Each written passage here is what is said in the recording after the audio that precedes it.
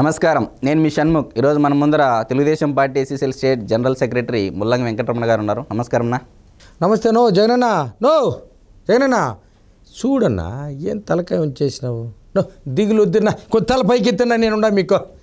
గతంలో వైఎస్ఆర్సీపీ పార్టీకి పనిచేసిన ప్రశాంత్ కిషోర్ గారు జగన్ పని అయిపోయింది, జగన్ ఏం చేసినా, ఎంత కష్టపడినా, ఎన్ని మార్చినా, ఏ రకంగా పోయినా జగన్ గెలవడం అసాధ్యమే, ఇంకా గెలవడం కష్టమే అని చెప్పేసి సుస్పష్టంగా చెప్పేశారు. మరైతే దీనిపై మీరు ఏ విధంగా స్పందిస్తారు? జగనన్నా నేను మీ అభిమాన పుంగునూరు డైమండ్ రాజా. నమస్తేనా, బాగున్నావు? ఏందన్నా దిగులుగా ఉండవా? కాని తల ఉంచిన ఎత్తున తల ఏంది ఇట వాటికంతా ఏందన్నా 16 నెలలు కాబట్టి 10 సంవత్సరాలు ఎన్ని కంటైనర్లన్నా మన దగ్గర చిల్లరంతా బయట ఉండదు. ఏందన్నా వీళ్ళు చేసేది? కొట్టే వచ్చేస్తుందన్నా. పందాలు కట్టమంటా ఉన్నాడు ఎవరు? ప్రశాంత్ కిషోర్. వానికి 200-400 కోట్లు ఇచ్చేస్తావంట. వాడు నువ్వు గెలవడు అంటా ఉన్నారు. పందాలు కట్టమంటా ఉన్నారు. ఏందన్నా ఈ తెలుగుదేశం వాళ్ళంతా 2 లక్షలు కడతామన్నారు గతంలో. ఇప్పుడు 1 లక్ష కడతాము, 25,000 కట్టంటే ఒక నా కొడుకు రావడం లేదు. ఏందన్నా మన మీద పందాలకు డబ్బు? పందెం కడతామంటే రావడం లేదు. ఇవి ఓడిపోతామంటున్నారు. అమ్మను బిల్లినా ఆమె ఏందన్నా తినే జగన్ పద ఎట్టో గట్ట ఈ ఆర్కేని బట్టుకేస్తే కదా, పోయి పడుక్కొనే బయటోడు వచ్చినాడు కదా. మన శరీరంలో మన బిల్లినా ఆమె నేను జగన్ చల్ అన్నా. ఫైనల్కు వీళ్ళంతా వద్దన్నా. నువ్వు మన సునీతమ్మ దగ్గరికి పోయి చెల్లిలా తెచ్చేస్తామని చెప్పన్నా. యాడ మన ఎవరు మన ఆయన చంపేనాడంటున్నారు. అవును, చచ్చిపోయినాడన్నా. నాకేం డౌట్గా ఉంది. ఈవేళకు కోర్టులు నిర్ధారించలేదు, ఎవరు లేదు, వాళ్ళు మన ఆయన చంపినారంట. నువ్వు లేదంటావు. యాడున్నాడన్నా ఈ వివేకానందుడి చిన్నాయన? ఎంత డౌట్గా ఉందన్న. ఇది ఎంత మిస్టరీగా ఉంది. కొంతమంది సచ్చిన వాళ్ళు కూడా బయట వస్తూ అంటున్నారు కదా. ఇప్పుడు ఏమన్నా అది మన దగ్గర ఏమన్నా ఉందన్నా? ఈ మంత్రిగాడు వాడు కూడా ఉన్నాడు కదా విశాఖపట్నంలో స్వామి, వాడిని కొంచెం అడిగన్నా మనం. ఏమన్నా మన చిన్న లేపేదానికి ఏమన్నా ఒక కంటైనర్ ఇచ్చేద్దాము, లేపమని చెప్పన్నా, చూద్దామా. కొంచెం ఆలోచన చేసి తయారు చేసేనా ఒక డూప్లికేట్. ఏదో సినిమాల్లో ఈ వస్తాడే మన ఈ రవితేజ, ఎవరు రవితేజనే కదా, ఏదో సినిమాలో కొట్టేస్తే మళ్ళీ ఆకారంలో వస్తాడు. అట్టేమన్నా మన చిన్న ఏమన్నా కొత్తగా తయారు చేసుకొచ్చేసి ఏమన్నా వదిలేదానికి ఉందేమో చూడన్నా. ఒక కంటైనర్ అయితే పని తోసేనా. ఆమెదో నువ్వు రా అని పిల్లనా. వాళ్ళు ఏందో బాయ్ అంటూ ఉన్నారు. వాళ్ళు అందరూ చెల్లెలు బాయ్ అంటూ ఉంది. వాడేదో ప్రశాంత్ కిషోర్ 400 కోట్లు తీసుకొని వాడు నువ్వు ఓడిపోతావు అంటూ ఉన్నాడు. 1 లక్ష కట్టి 25,000 కట్టానంటే వాళ్ళు రావడం లేదు. అన్న మనల్ని పిలుస్తూ ఉండేది ఎవరంటే మనమంటే ఇష్టపడేది. అబ్బా, మనమంటే పిచ్చి ప్రేమగా ఉండేది. ప్రభుత్వంలో ఉండేటువంటి ఈ జైలు శాఖ వాళ్ళు, ఈడీ వాళ్ళు పక్క రా అంటూ ఉన్నారు. వాళ్ళు సిబిఐ వాళ్ళు రా అంటూ ఉన్నారు. కేంద్రంలో నుంచి తీసుకుంటే సంస్థలు వాళ్ళు రా అంటూ ఉన్నారు. ఈ భూములన్నీ కుదవబెట్టారు. జగన్ ఇటు వచ్చి సంతకాలు పెట్టరు నాయన, నీ ఆస్తులు నీ పాస్తులు ఇవన్నీ వాళ్ళు పిలుస్తూ ఉన్నారు. తప్పితే రేపు మనకి ఉన్నాయి కదా, ఇదేందో స్కాచ్ సాచ్ అంటాను. మనకుండే పత్రిక సాచి కదా, ఇది స్కాచ్నా? మందేస్తామే. స్కాచ్ అంటే ఏదే కైపెక్కేది, అదేనా మన పేపరా? Scotch paper. సాచిని తీసే స్కాచ్ పెట్టన్నా. ఇది భలే ఉంటుందన్నా స్కాచ్. ఇది మనం మట్టి తయారు చేసేసి కొంచెం బూడి తయారు చేసేసి ఇదేందో మా అక్క పేరుతో పెట్టావు కదన్నా, మా సోదరి భారతం పేరుతో. ఇదేందన్నా ముగ్గు పిండే సిమెంట్ ఏందనేదే సిమెంటు ఫ్యాక్టరీలు ఇవి రాసిచ్చేసేనా ఈ బ్యాంకులకు. ఎటు ఇవన్నీ రాయిచ్చేసి మనం ఏదో ఒకటి మూట సర్దు కట్టుకునేసి మనం ఏదో జైలు వీళ్ళు పిలుస్తూ ఉన్నారు. తప్పితే ఒకడన్నా ఏమన్నా ఒక ఇంట్లో 2 ఇస్తూ కదా. ఆ వేమిరెడ్డి ప్రభాకర్ రెడ్డికి ఎంపీ ఇస్తేవి, వాళ్ళ భార్యకి దేవస్థానం ఇస్తేవి. వాళ్ళేందో నీతి నిజాయితీగా ఏదో చేస్తూ ఉండ్రి. అంత నీతి నిజాయితీలు మన దగ్గర పనికిరారన్నా. ఇట్ట గిరాకీ మన దగ్గర వాడు క్యాసినో డ్యాన్చోడు, వాడు గుట్కా నా కొడుకు, కోడి పందాలోడు, వాడు ఓకే. అవునన్నా, వాడికి ఏమన్నా టికెట్ లేదు అంటే వాడు ఆ నా కొడుకు కుదవబెట్టేదానికి ఆ నా కొడుకు పనికిరాడు. ఈడిదే ఉన్నాడు కదా మన సంబరాల రాంబాబు. వీని దగ్గర ఏమన్నా గిరాకులు ఉండారేమో చూడన్నా, వాళ్ళని ఏదన్నా చూద్దామేమో అని. నథింగ్ నా.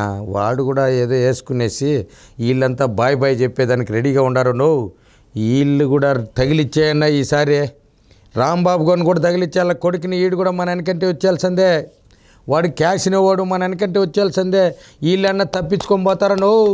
వీళ్ళు కంట కనిపెట్టుకోండి కొడుకులో. ఇంకా 2 నెలల్లో చలో జావు. వీళ్ళు సముద్రంలో వెళ్ళిపోతారు నువ్వు. ఎందుకంటే మనకు ఆదానికి మనం ఫోర్ట్లు ఇచ్చినాం కదా, స్టీమర్లో వెళ్ళిపోతారు నా కొడుకులు వీళ్ళు.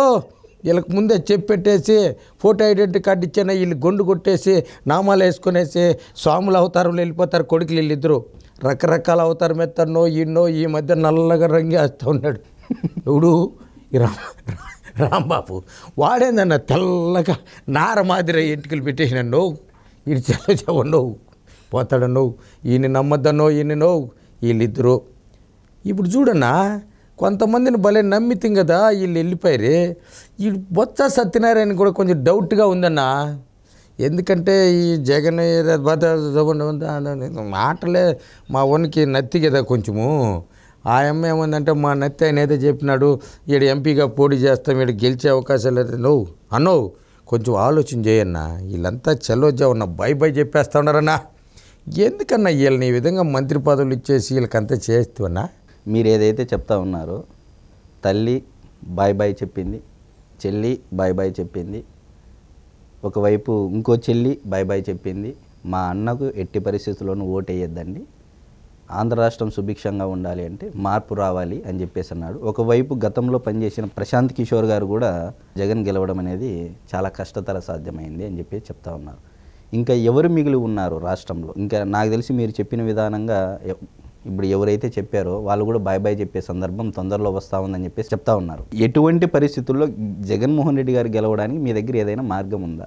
మా అన్న రకరకాల మార్గాలు పెట్టినాడు. కంటైనర్లు చిల్లరా ఓ పక్క పెట్టినాడు. ఈ దొంగ ఓట్లు వేయించమని కొడుకల్ని అందరినీ దొంగ ఓట్లన్నీ చేర్పించేసి వాళ్ళకి కార్డులు ఇచ్చేసి 2-3 కలెక్టర్లు పెట్టినాము. నా కొడుకులు వాళ్ళని కూడా సస్పెండ్ చేసినారు. ఈ బుర్కాలో ఏమన్నా వచ్చి ఓట్లు వేపిద్దామనుకుంటే ఈ ముస్లిమ్స్ అగెనిస్ట్ అయిపోయినారు. ఈ ఓట్లు వేసి మేము 175 మాకేం పిచ్చి కాదు, 1 వై నాట్ 175 చెప్పిండేది. ఈ దొంగోట్లు ప్రతి ఒక్క నియోజకవర్గంలో ప్రతి బూత్లోన ఒక 200 ఓట్లు దొంగోట్లు చేర్పించినాం.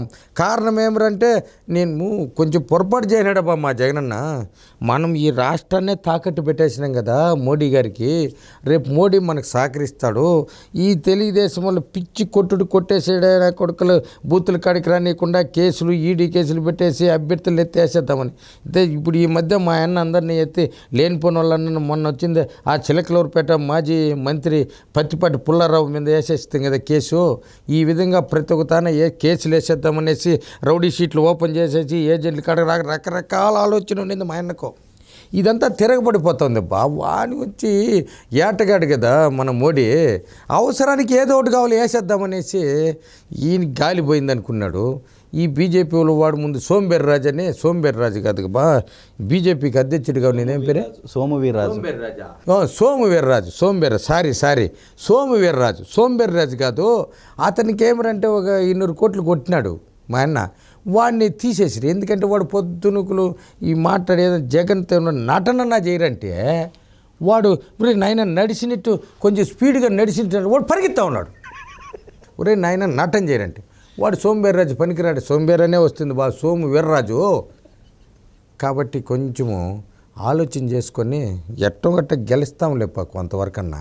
అన్న ఎట్లా ఒకటి చూడన్నా ఏదో విధంగా కొంచెం మేనేజ్ నాన్న మనకి టకాని కాళ్ళు వదిలేందుకు పట్టం చేసినామంటే అదొకటన్నా. ఇప్పుడు నువ్వు కాళ్ళు పట్టుకుందామని పోతుంటే నీ వెనకంటే వాడు వస్తున్నాడు ఎవడు వీడు బుగ్గన రాజు, వాడు నీకన్నా ముందు కాళ్ళు పట్టేస్తున్నాడు. ఎందుకంటే మనమంతా తప్పుడు గిరాకీ చేసేసినాము అని చెప్పేసి నాకు కేసులు కాపాడాడు అన్నో.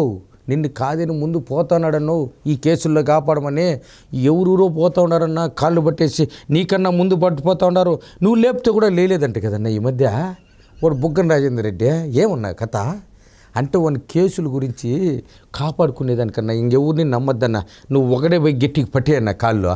ఎట్లా ఒకటి చేసేద్దామా అన్నా. వచ్చేదన్నా. నమస్తే అన్న, మళ్ళా కలుద్దామా.